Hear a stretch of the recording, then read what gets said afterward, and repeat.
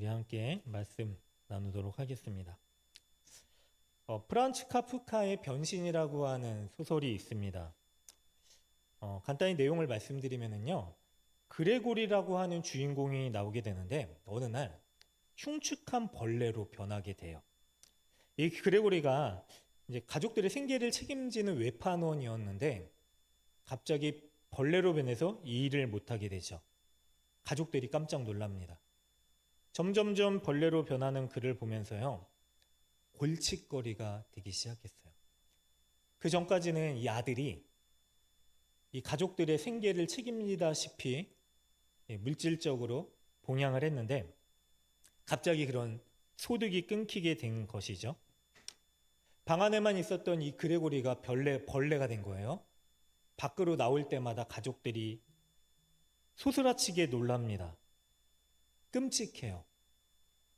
어느 날은 깜짝 놀란 이 부모님들 중에 아버지가 너무 괴로워서 사과를 집어 던졌는데 이 벌레가 된 그레고리의 등에 박혀서 점점 병이 들어갑니다.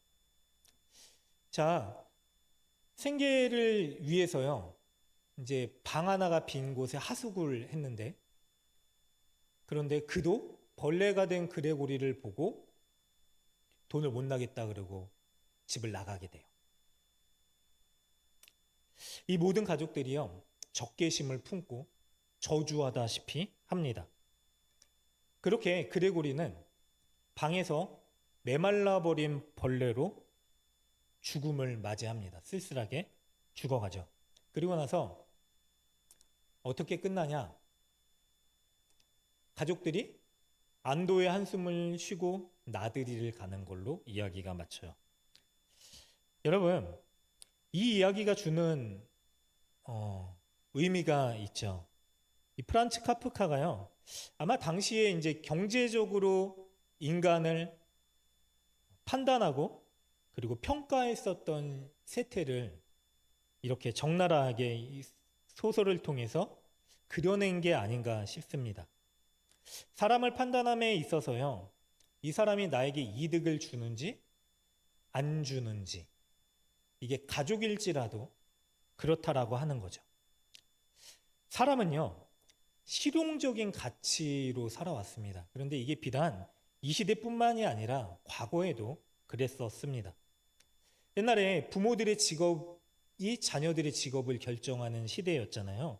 그래서 영어 이름을 보면은 뭐 스미스, 대장장이의 이름들이 그랬다 그러고, 베이컨은 빵집 레시피를 받아야 되니까 그 이름을 그대로 물려받았다라고 하고, 테일러는 양복을 만드는 사람들의 이름이 테일러였다라고 하죠. 우리나라에도 이 집안의 중요한 레시피라든지 이 가훈들, 가보들은 함부로 자녀들에게 주지 않았었죠. 비단 이뿐만이 아니라 구약 시대의 이스라엘 백성들에게도 마찬가지였습니다. 오늘 출애굽기 20장 12절에는 내 부모를 공경하라, 그리하면 내 하나님 여호와가 내게 준 땅에서 내 생명이 길리라라고 말씀을 하셨는데, 하나님께서 왜 당시 이스라엘 백성들에게 이런 말씀을 주신 것일까요? 당시에도 부모님을 공경하는 일이 이스라엘 백성들에게 있어서 쉽지 않았기 때문에 그렇습니다. 먼저 우리가요, 이 부모를 공경하라는 계명을 누구에게 주셨는가, 그것을 알 필요가 있습니다. 이 계명은요, 우리 어린 자녀들에게 주었다라기보다는 당시에 이 가정의 실권을 쥐고 있었던 한 30대에서 50대 정도의 주도권을 가진 자녀들에게 준 계명으로 볼 수 있습니다. 경제적으로, 사회적으로, 그렇죠? 가정의 생계를 책임질 수 있는 자녀들. 그런데 상대적으로요, 부모님들은 이제 노쇠하시고 경제적인 실권을 잃어가서요, 점점 힘이 없는 상태에서 주어진 자녀에게 주신 계명이라고 생각을 할 수 있습니다. 자, 나이가 든 부모님들, 자녀들이 어떻게 생각을 할까요? 오늘날 우리 가정에서 일어나는 일들을 생각해 보면은 우리도 공감할 수가 있는데요. 마처 세대라는 세대가 지금의 실권을 가진 세대라고 해요. 그러니까 1960년대 생들이 주로 이 세대들인데 부모를 부양하는 마지막 세대이자 자녀에게 부양받지 못하는 처음 세대, 그래서 마처 세대래요. 여러분 이게 남의 일 같지만 남의 일이 아닐 수 있는 게 이분들이 3명 중에 1명이 부모를 열심히 봉양했지만 정작 자신은 고독사할 것 같다라고 응답을 했대요. 30% 이상이. 자, 노인 인구가 늘어나고 있죠. 노인 학대 건수가 2023년도에 이 노인 학대 현황 보고서에 따르면은 신고가 2만 1,000건이었대요. 그런데 점점 늘어나는 게 19년에는 16,000건에서 2만 1,000건으로 늘어난 거예요. 점점. 그리고 학대 판정을 받은 건수가 7,025건이었대요. 학대 유형이 있습니다. 어떻게 학대했는가? 왜 학대라고 느꼈는가? 신체적인 학대가 42%, 정서적인 학대 또한 42%, 방임됐다 7%, 경제적으로 학대됐다 3.3%, 또 성적인 학대가 2%. 그러니까 신체적인 학대가 학대라고 생각할 수 있을 것 같지만 정서적으로 아니면 내가 방치됐다라고 느끼는 학대가 50%가 되는 거예요. 그럼 학대를 누가 했는가? 놀라운 게 배우자가 35%, 아들이 26%. 근데 배우자 중에 성별을 조사했더니 남자가 82%인가 그랬대요. 이 아들내미들 남자들 다 소용없는 거죠. 키워봤자 도움도 안 되고 나중에 늙어서도 괴롭게 하는. 그런데 연령대가 조사를 했더니 30에서 50%가 절반 가까이 됐대요.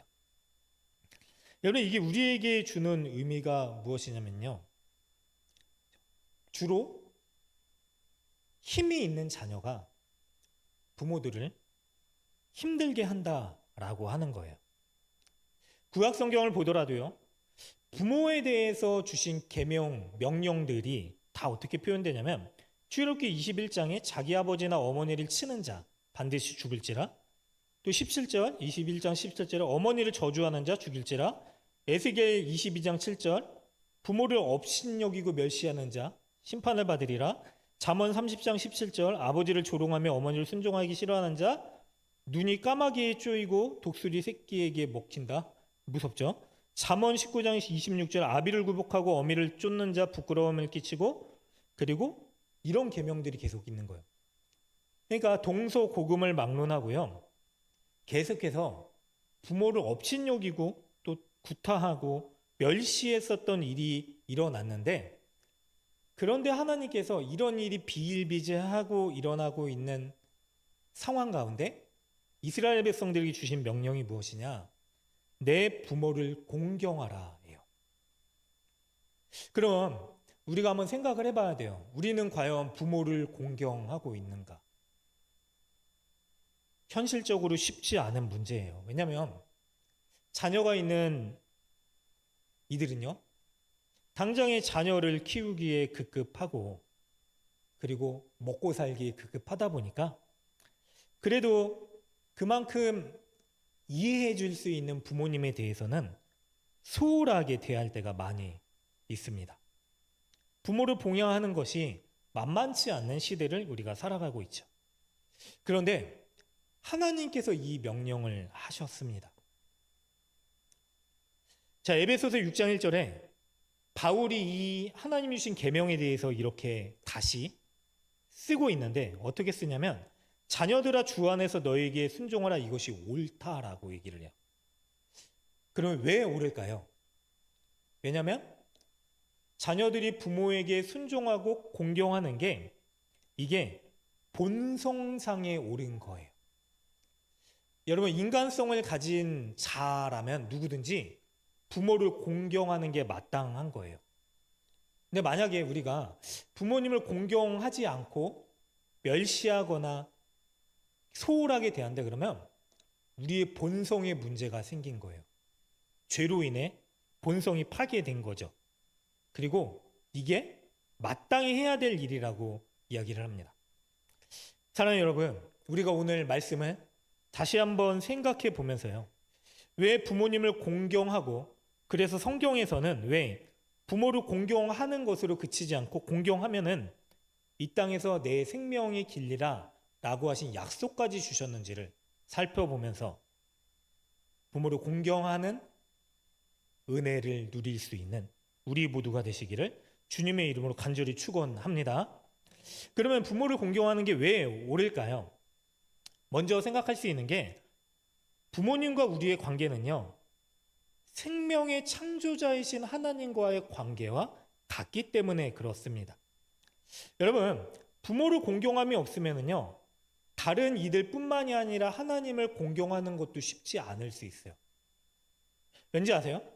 오늘 계명이 사람에게 행하라고 하신 계명 중에 가장 먼저 나오는 거예요. 10계명 중에 1계명부터 4계명은 하나님에 대한 계명이고요. 그리고 5계명부터는 사람 이웃 사랑을 위해서 주신 계명인데 가장 먼저 부모님과의 관계에 대한 명령이 나옵니다. 그럼 왜 그럴까요? 부모를 공경하다라고 하는 게 이 카베드라고 하는 동사인데 이게 명령용으로 쓰인 게 성경에 딱 4번 나와요. 어디서 나오느냐? 하나님에 대해서 2번, 그리고 부모에 대해서 2번 나와요. 자, 하나님에 대해서 내 재물과 내 소산의 처음 익은 열매를 여호와를 공경하라. 그리고 이사야 24장에 여호와를 영화롭게 하며 바다 모든 섬에서 이스라엘 하나님 여호와의 이름을 영화롭게 할 것이라 라고 하면서 하나님을 공경하는 의미에서 쓰인 게 2번인데 부모에 대해서는 다 어디서 쓰였냐면 오늘 본문 10계명 부모를 공경하라, 또 신명기 5장에서 다시 한번 10계명 부모를 공경하라에서만 쓰여요. 그러니까 우리가 주목해야 될 게 하나님과 부모를 겸하여 공경할 수 있도록 하나님께서 이 명령을 주셨다라고 하는 거예요. 구약 성경에서는 왕을 공경해라, 스승을 공경해라, 존중할 만한 사람을 공경해라 하신 게 아니라 하나님을 공경하고 부모를 공경하라고만 말씀을 하신 거예요. 더 충격적인 거는 부모와 관련된 구절들을 보면은 레위기 19장 3절에 너희 각 사람은 부모를 경외하라, 이것도 야레라고 하는 말인데 하나님과 부모에게만 쓰여져 있어요. 여러분, 이 사실이 우리에게 가르쳐 주는 게 분명합니다. 구약에서는 부모에 대해서 얘기를, 물론 신약에 넘어가면은 이 경외하다라는 말을 뭐 왕을, 과부를, 윗사람을 경외하라 뭐 이런 얘기를 하지만 구약에서만은 하나님께서 하나님과 부모에게만 이 말씀을 하신 이유가 무엇이냐? 하나님이 부모를 통해서요, 우리의 생명을 창조하시는 창조의 사역 가운데 동참시킨 존재 대상이기 때문에 그렇다라고 하는 겁니다. 여러분, 만약에 우리가 생각하기에 내가 다른 가정에서 태어났다라고 하면은, 그럼 다른 가정에서 태어나면은 우리가 존재할 수 있을까요? 다른 자녀가 존재할 거예요. 어렵고 비교되고 힘들어도요, 하나님께서 우리를 세상 가운데 보내시기 위해서 우리 육신의 부모를 선택하신 거예요. 그래서요, 단순히 우리가 어려움이 있어도, 관계에 갈등이 있어도 부모를 경외하지 않는 게 마치 우리의 생명을 인정하지 않는 것과 같다라고 성경이 얘기를 해요. 그래서 성경에서 부모의 계명에 어긋난 징계를 무섭도록 하세요. 생명이 달려있는 거기 때문에. 그래서 돌로 쳐라. 여러분, 납득되지 않을 수도 있어요. 어떻게 그냥 좀 그렇게 했다고 사람을 돌로 칩니까? 근데 생명이 달려있기 때문에. 성경에서 죽음을 통해서 징계하라고 하신 명령 가운데 하나님에 대한 명령, 계명을 어겼을 때 돌로 쳐라. 자, 간음을 했을 때, 간음을 한 건 다른 생명을 낳은 거예요. 생명의 죄악을 저질렀기 때문에 또 돌로 쳐라. 그런데 부모의 경우에 하나님과 연관되고 우리의 생명의 근원이기 때문에 그것을 인정하지 않는 자들 돌로 쳐라. 그래서 무섭게 이야기하세요. 더 재밌는 거는 1계명, 2계명, 3계명, 4계명 다 하나님이 등장을 해요. 그런데 5계명에도 등장을 하고 6계명, 7계명부터 10계명까지는 그냥 거짓말하지 말아라, 도둑질하지 말아라 이렇게 하나님에 대해서 얘기하잖아요. 그만큼 하나님이 육신의 부모를 통해서 공경해야 되는 이유에 대해서 엄중하게 말씀을 하고 계시는 것입니다. 사랑하는 여러분, 우리가 건강에도 많이 관심을 가지죠. 그래서 뭘 먹어야지 건강할까를 생각해요. 그런데 건강을 지킬 수 있는 거는요, 전제 조건이 있어요. 우리에게 생명이 있을 때에만 건강을 지킬 수 있는 거잖아요. 그런데 건강에는 관심이 많은데 우리가 많은 경우 우리 생명의 근원에는 관심을 가지지 않는 거예요. 이상하지 않아요? 우리에게 당연히 생명이 있어야 되는 게 아님에도 불구하고 생명의 원천을 중시하지 않는다. 그래서 하나님께서 그런 사람들을 향해서 내 부모를 공경하라 라고 말씀을 하신 거예요. 자, 두 번째로 왜 또 부모를 공경해야 되는가? 부모를 통해서요, 영혼의 생명을 있게 하는 신앙이 전수되기 때문에 그렇습니다. 지금은 우리가 신앙교육을 할 수 있는 교회도 있고 또 다른 매체들도 많이 있잖아요. 근데 과거에는 신앙교육뿐만이 아니라 주교육을 어디서 했냐면 가정에서 다 했죠. 신명기 6장 7절에 그래서 내 자녀에게 부지런히 가르치며 집에 앉아 있을 때든지 길을 갈 때든지 누워 있을 때든지 일어날 때든지 이 말씀에 강론하라라고 말씀을 하신 이유가 그거예요. 여러분, 신앙을요, 교육을요, 부모만 시키는 건 아니지만 다른 곳에 위탁할 수 있지만 1차적인 책임은 부모에게 달려 있습니다. 이게 교회의 입장에서 핑계를 대는 게 아니라 일주일에 대부분의 시간을 보내는 곳에서 신앙교육이 이루어지지 않는다라고 하면은요, 일주일에 한 번, 2시간, 길어야 3시간 남짓 있는 곳에서의 신앙교육이 효과가 없을 수 있는 거죠. 그래서요, 부모를 통해서 영적인 약속, 이 은혜가 흘러가게 하시기 위해서 이 명령을 주신 거예요. 그래서 약속이 있는 계명이다라고 성경이 얘기를 합니다. 여러분, 우리가 왜 계명을 받고 신앙교육을 지켜야 되냐? 언약은요, 주로 강자가 약자한테 요구하는 조약이에요. 그러면 하나님과 우리가 언약을 맺을 때 누가 강자죠? 하나님이시죠. 그러면 강자이신 하나님은 약자인 우리에게 창조주께서 피조물에게 요구하시면 되는 거예요. 지켜라. 끝. 다른 조건이 붙을 이유가 없어요. 지켜라. 끝. 근데 하나님께서 이 명령만큼은 5계명만큼은 어떻게 말씀하셨냐? 부모를 공경하라. 그리하면. 자, 그냥 명령을 요구하시고 끝내도 되시는데 그게 끝이 아니라 그리하면 여호와가 내게 준 땅에서 내 생명이 길리라 라고 말씀을 하세요. 왜 그럼 이렇게 부연을 붙였을까요? 하나님께서요, 우리를 설득하시기 위해서 오죽 그렇게 안 살아가고 있는 사람들을 보면서요, 하나님께서 어떻게 하면 이들이 생명의 근원인 부모를 봉양하고 생명의 근원인 하나님의 은혜를 알게 할까를 깨닫게 하시기 위해서 오죽하면 그냥 명령을 하셔도 될 뿐이 좀 들어라 라고 하는 의미에서 그러면 하나님이 주신 땅에서 내 생명이 길 것이다. 여러분, 그래서요, 이 5계명은요, 약속이 있는 계명이에요. 어떤 약속일까요? 우리가 부모를 공경하는 게 부모를 위해서 하는 일 같지만은요, 우리에게 신앙을 유산을 주신 부모님들, 때로는 유산을 주시지 않아도 우리가 이 땅 가운데 생명이 있게 하신 부모님을 공경하는 것을 보면서요, 우리를 보는 자녀들이요, 그래, 저렇게 하는 거구나를 깨닫게 돼요.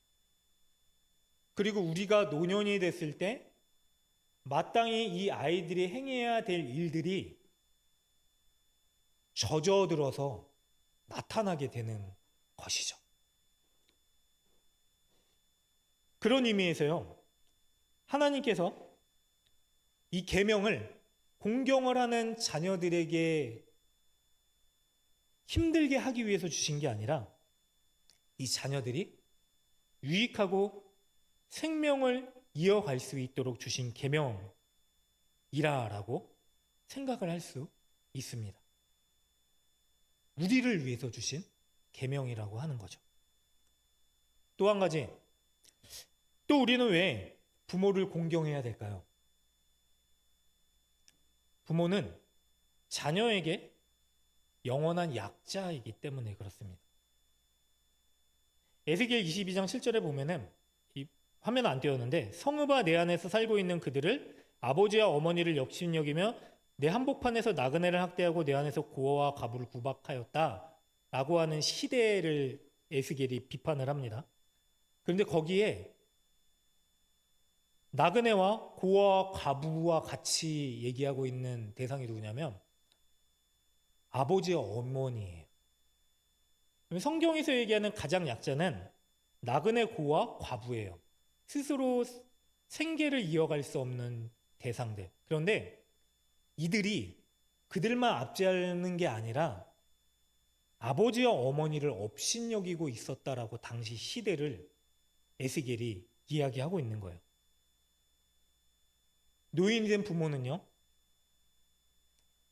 힘이 있기 때문에 공경받아야 될 존재가 아니라 우리의 부모이기 때문에 공경받아야 될 대상이 됩니다. 여러분, 어릴 때는요, 우리 부모가 가장 큰 존재잖아요. 크고 모든 걸 다 해줄 수 있을 것 같고 넓고 때로는 무섭기도 하고 그래서 마땅히 공경을 해요. 그런데 우리의 눈에 서서히 우리의 부모가 이제는 내가 의지할 대상이 아니라 사랑해야 되는 대상이구나가 눈에 들어오기 시작하면 그게 철든거려요. 우리 눈에 보이기에 왜 이렇게 왜소해지셨을까? 왜 이렇게 힘이 없어지셨을까를 보면은 그게 철이 들고 부모를 공경해야 되는 이유다라고 할 수 있는 거예요. 부모들에게 설문조사를 했대요. 자녀들이 어떤 말할 때 가장 속상한가? 거짓말할 때, 그리고 뭐 말 안 들을 때. 그런데 가장 속상할 때는 다른 부모와 비교할 때래요. 여러분, 우리가 이렇게 살았잖아요. 또 알면서도 속아주는 자녀들의 거짓말 1등이 뭐냐면 엄마 커서 효도할게. 근데 다 컸는데 효도를 안 해요. 그리고 자녀에게 가장 미안할 때가 언제냐? 62.8%가 이런 대답을 했대요. 경제적인 문제로 자녀들이 하고 싶은 것을 다 못 해줄 때. 미안해. 근데 저도 이 말을 부모님께 들었던 기억이 있습니다. 부모가 자녀를 더 사랑할까요? 자식이 부모를 더 사랑할까요? 더 많이 사랑하는 쪽이 지게 되어 있어요. 맞죠? 부모들은 자녀를 사랑해요. 내리사랑. 그런데 자녀들은 부모를 덜 사랑합니다. 자식 이기는 부모도 없고 그래서 노인이 되어 이미 경제력을 상실한 부모, 건강을 상실해간 부모를 우리는 공경해야 돼요. 약자이기 때문에. 예전에는 우리 부모가 우리가 필요한 것을 다 공급했지만 공부하는데, 살아가는데, 입고 먹는데 그런 것들을 다 공급했지만 이제 힘이 없다? 그러면 우리가 그분들을 책임져야 됩니다. 그래서 하나님이 내 부모를 공경하라. 근데 안타까운 거는 세속적인 가치들이 그렇잖아요. 부모님들이 내가 돈이 없으면은 이 자식 새끼들이 나를 무시하고 안 찾아올까봐 끝까지 그거 붙들어라 라고 얘기를 한다고 하잖아요. 이게 굉장히 슬픈 일이죠. 그런데 하나님의 말씀이 그런 세속적 가치관에 충격을 던져주는 게 연약한 부모를 공경해라, 힘이 없어도 공경해라, 내 부모기 때문에 가볍게 여기지 말고 무겁게 대해라, 그게 공경해라, 중요한 분으로 대하라. 우리가요, 자녀가 아프면 어떻게 하죠? 응급실에 들쳐매고 가요. 반려동물을 키우는 집안에서는 강아지도 동물병원에 갑니다. 그런데 부모님이 병들어서 아프시면 대부분 연세가 있으시니까 어쩔 수 있냐 라고 묵살할 때가 많이 있는 것 같아요. 먹는 거 찾아다니면서 먹는데 부모님께 드리는 용돈에는 인색할 때 많죠. 어떤 뉴스를 보니까 어떤 할머니가 집을 나와서 앉아있는 걸 한 학생이 보고 경찰서에 신고했더니 자녀의 신분을 밝히기를 꺼려했대요. 자식이 버림받은 거예요. 근데 자녀에게 해가 될까봐 자녀 이름을 얘기 안 하고 있다가 나중에 와서 보니까 자녀 둘이 서로 어머니 모시라고 여기저기 보내다가 주저앉으신 거예요.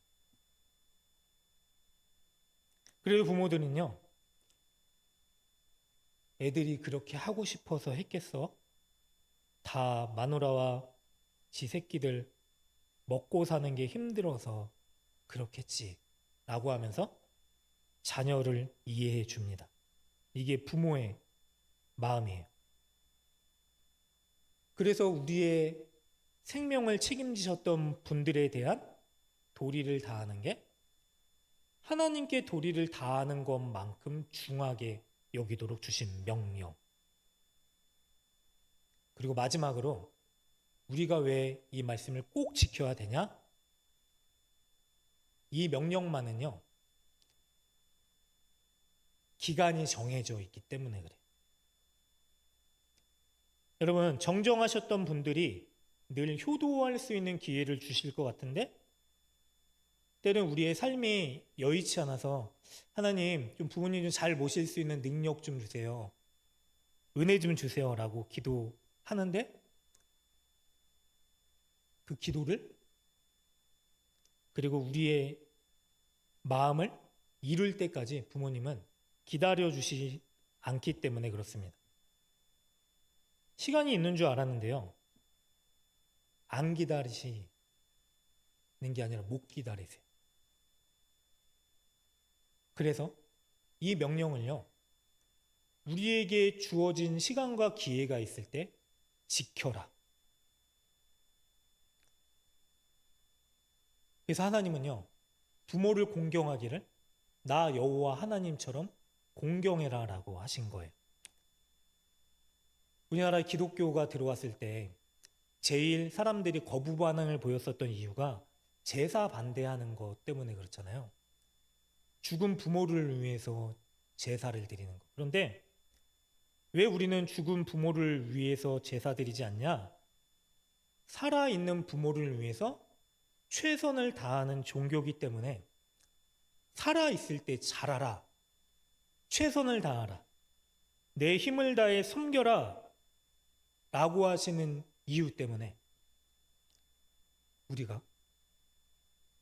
부모님이 우리 가운데 계실 때 이 말씀을 꼭 지켜야 되는 것입니다. 사랑하는 여러분, 먼저 육신의 부모를 떠나 보낸 분들도 계실 수 있고요. 그리고 우리 가운데 연로한 부모님들 여전히 계실 수 있고요. 아직 젊으신데 뭐 젊게 살아가고 계신 분들도 있을 수 있습니다. 그런데 우리의 모든 부모는요, 이런 여러 가지 이유 때문에 우리의 공경을 받아 마땅한 분들이죠. 그럼 우리가 어떻게 공경해야 될까요? 부모의 가르침에, 말씀에 귀 기울이고 순종할 수 있는 것을 통해서 부모를 공경할 수 있습니다. 먹는 음식 잘 먹어라. 길 건널 때 조심해라. 술, 담배 하지 말아라. 기도로 하루를 시작해라. 예배 타협하지 말아라. 11조 하나님께 드려라. 예배 드릴 때 앞에 앉아서 드려라. 다 저에게 하신 말씀. 근데 우리에게 동일하게 하시는 말씀이기도 하죠. 목사님 말씀 순종해라. 그래서 제가 여기 있습니다. 기도 많이 해야 된다. 은혜 구해야 된다. 다 누구를 위해서 하신 말씀일까요? 저를 위해서, 그리고 여러분들을 위해서 하시는 말씀. 그래서 부모의 말에 귀담아 듣고 따를 수 있는 것을 통해서 순종할 수 있고, 두 번째, 아까도 말씀드렸지만 이 공경하라고 하는 단어는 지속적인 봉양을 의미해요. 고대 근동에 발견된 문헌에 있으면 양자를 누군가 입양할 때 거기에 계약서를 쓰는데 어떤 계약이 있냐면, 입양을 하고 상속권을 주고 나서 이 상속된 양자가 부모가 죽을 때까지 음식을 제공하고 옷 거주지를 제공하고 돌아가신 후에 장례를 치르도록 하는 명령을 적시해 놨어요. 이게 동서고금을 막론하고 우리가 다 알고 있는 보편적인 의무잖아요. 그래서 부모 공경은 그냥 생각만 하는 게 아니라 경제력을 상실한 부모를 돌볼 수 있는 것. 저는 이 말씀이 되게 좀 죄송스러워요, 사실. 제 신학을 시작할 때 동생이 저에게 했었던 반대가 뭐냐면, 잘 다니고 있는 회사 때려치고 정신 좀 차려라. 형이 가장인데 부모님은 어떡하라고. 부모님이 기도하면서 이해해 주시고 또 원하는 마음도 있으셨고, 저도 하나님께서 책임져 주시는 것을 바라며 이 자리에 오긴 했지만, 동생이 가장의 의무를 하는 것에 대해서 늘 미안하게 생각하고 있어요. 목회를 한 지 15년이 되어 감에도 여전히 불효를 저지르는 거 아닌가, 가족을 챙기지 못하는 부분들에 대해서 죄송스러운 마음, 후회되는 마음도 약간 있어요. 그런데 저도 할 수 있는 게 있는데, 세 번째로 경제적인 것만 두고 말하는 게 아니라 정서적인 지지. 여러분, 우리가 다 할 수 있는 거잖아요. 나이가 들면 따라오는 그 고독감, 심리적인 이 고통들, 그래도 연락해서 들어드리고 힘이 되어 드릴 수 있는 일들. 사랑하는 여러분, 그래서 하나님은 우리가 지킬 수 있기 때문에 이 명령을 주셨습니다. 때로는 주님을 본받아 할 수도 있죠.